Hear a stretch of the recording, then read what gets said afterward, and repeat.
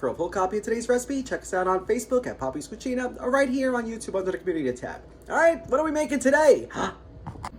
Today we're making these unbelievably delicious and oh so super easy. Yes, they are. Savory Taralli. They're so good. So good and they're so easy.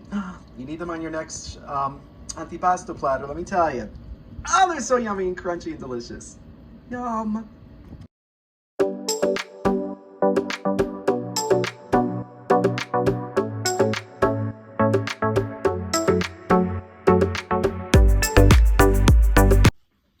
So to start off with our savory taralli, in your stand mixer, or if you don't want to use a stand mixer, you can do it all by hands. You're more than welcome to, but if you have one of these, use it. With the hook attachment, I added 2 cups of all-purpose flour.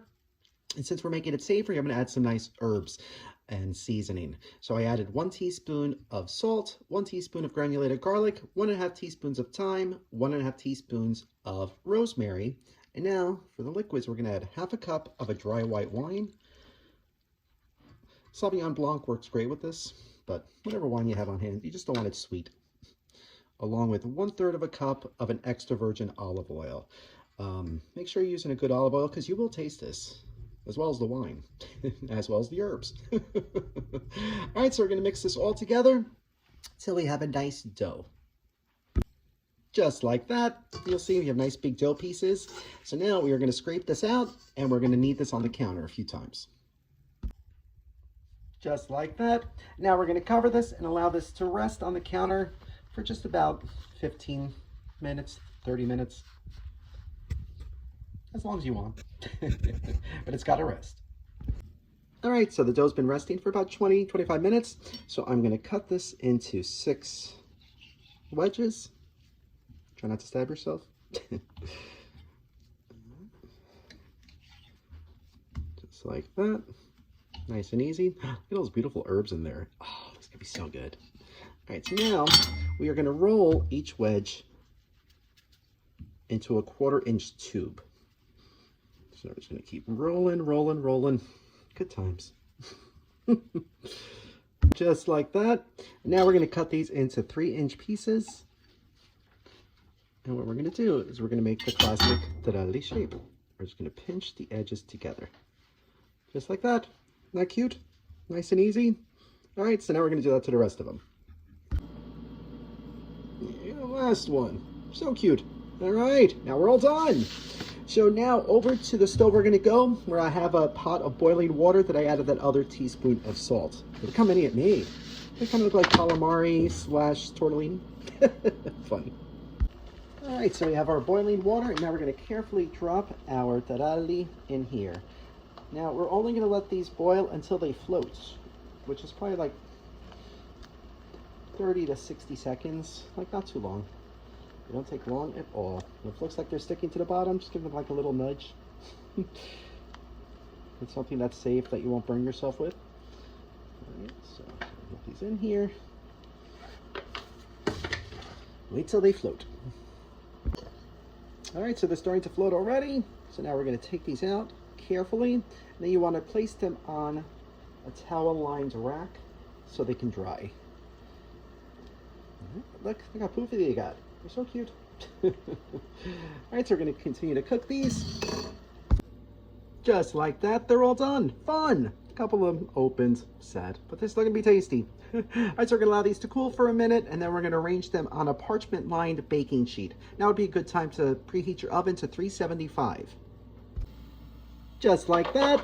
And now into the preheated 375-degree oven, it's going to go for about 20 to 30 minutes. You can see they're going to poof up a little bit, become nice golden brown. It's going to have some shading, and then they're going to be crunchy and delicious. All right, so into the oven they're going to go.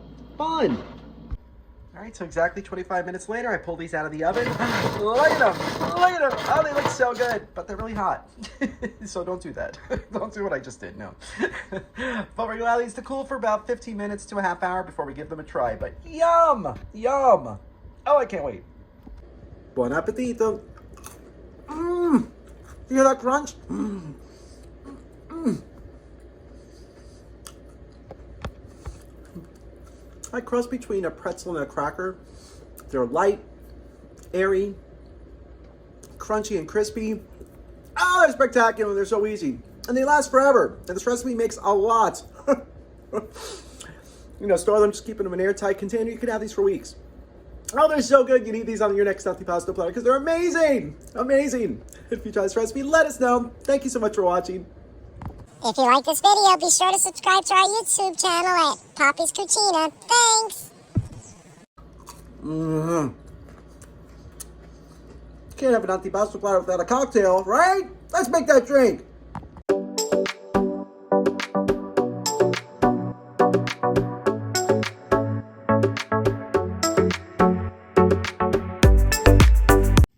All right, so for today's winey peach spritz, we're going to start with 4 ounces of a dry white wine.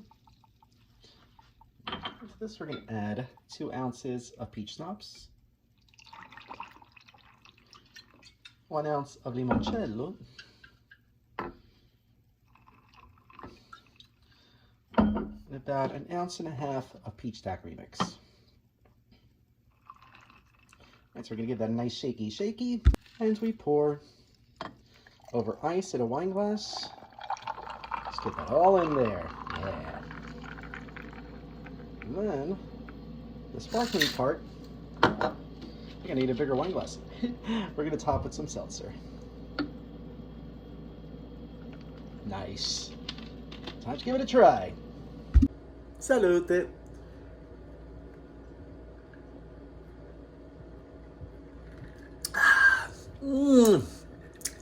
So peachy, winey, fritzy.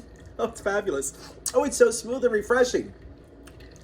I would not know there was booze in this unless I made it myself. So if you try this drink recipe, let us know. Thank you so much for watching. We'll see you again soon. Keep those ideas coming my way, please.